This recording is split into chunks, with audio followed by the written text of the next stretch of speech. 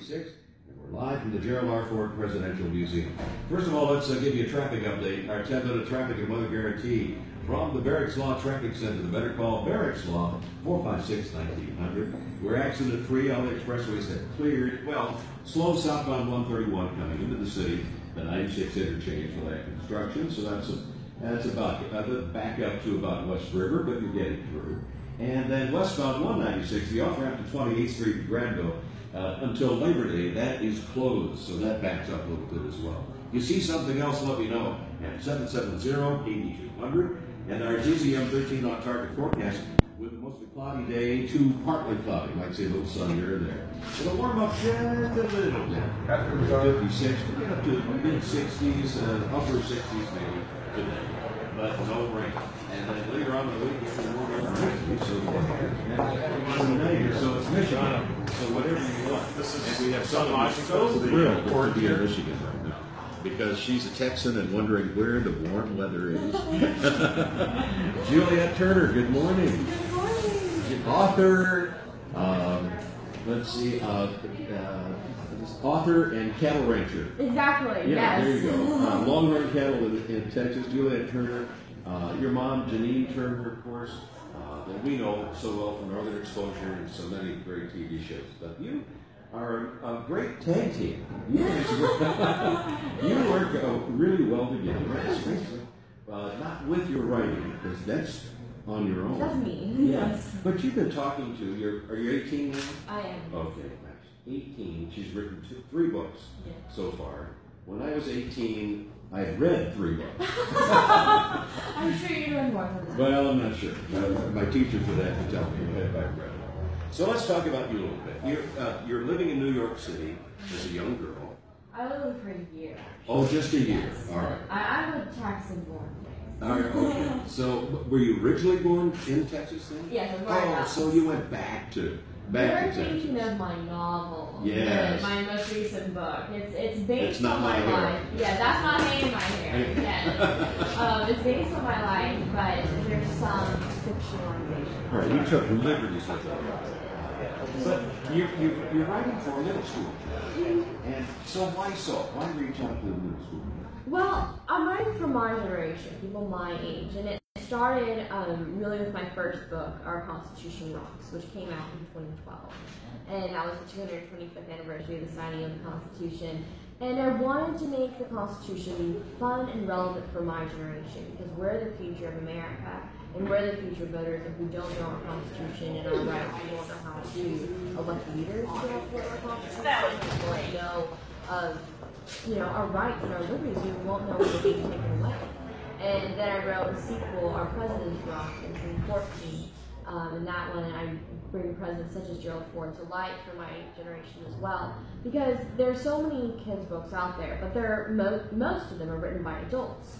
But what I bring to the table is like a kid talking to a kid, so they're hopefully more likely to listen and understand. Well, they have been, because they've been buying your books really well. But I'm thinking back, okay, so your first book comes out at 14. You wrote it, weren't you like 12? Well, I wrote it actually in 7th grade. I wrote 90 essays on the Constitution, and then I edited it when I was in 8th grade, and it came out when I was a freshman.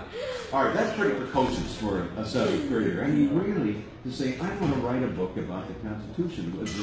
What was the germination? How did it get started? Well, my mom was my inspiration in all that I do, and she has always taught me to see a project through to finish. But one spring break, we were sitting on our 300-acre Texas ranch, and we were sitting on a hammock, and she pulls out this little white pamphlet and says, "Juliette, we're going to read the Constitution together." I said, okay. All my friends were texting me saying, "Hey, that's Six Flags, it's spring break." And I'm like, "Hey, I'm reading the Constitution." And then like, say that again? Yeah, exactly. What? But so that's when it all started, because I read the Constitution, and then my mom founded Constituting America, and I became the national director. It's a nonpartisan organization dedicated to teaching my generation about the nonpartisan relevancy of the U.S. Constitution. And that's when I wrote 90 essays and joined Constituting America's 98 Forum. That's stunning to me, it really is. Because you're right. You must have been predisposed to learn history, the study of leadership, the presidents, and what it brings to the table. Absolutely. And also the young people, because they're so typically so uninvolved.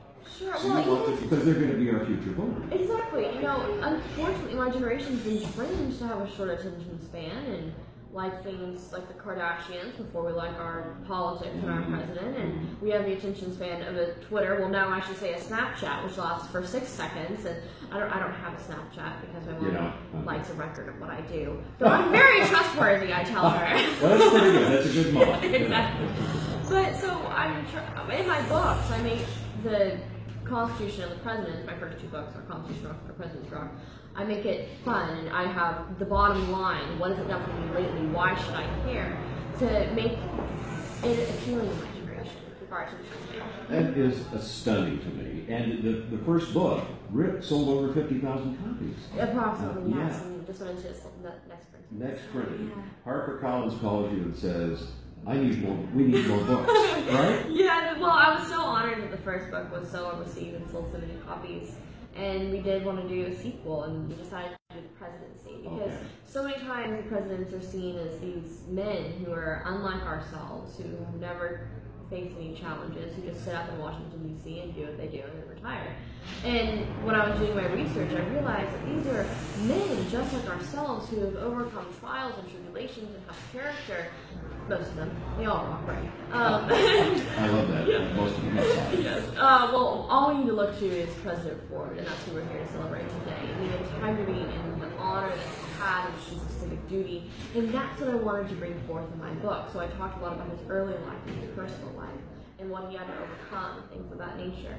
And so in that way, kids can look at the presidents and say, wow, it's always the American dream. You can do anything. You can become president. But then that kind of washes over your head and say, well, can I really? I have this, this, and this. And then if you find a president and say, oh, he had this, I have that too, maybe I can do that. And then you're inspired. And then instead of having this academic generation, you have a generation.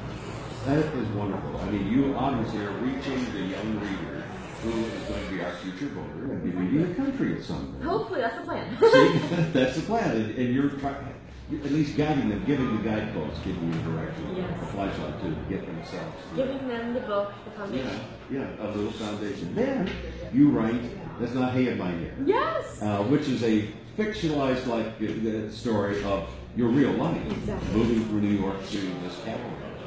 And now you love it in Texas. Exactly. So you changed your name, your mother's name. Yes. So what are we following?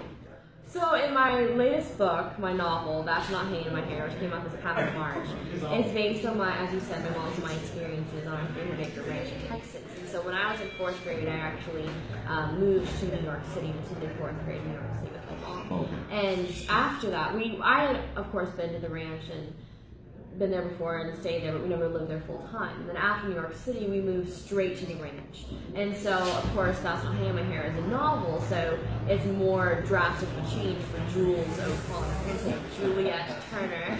And but it follows this quirky, crazy adventure of a middle school girl.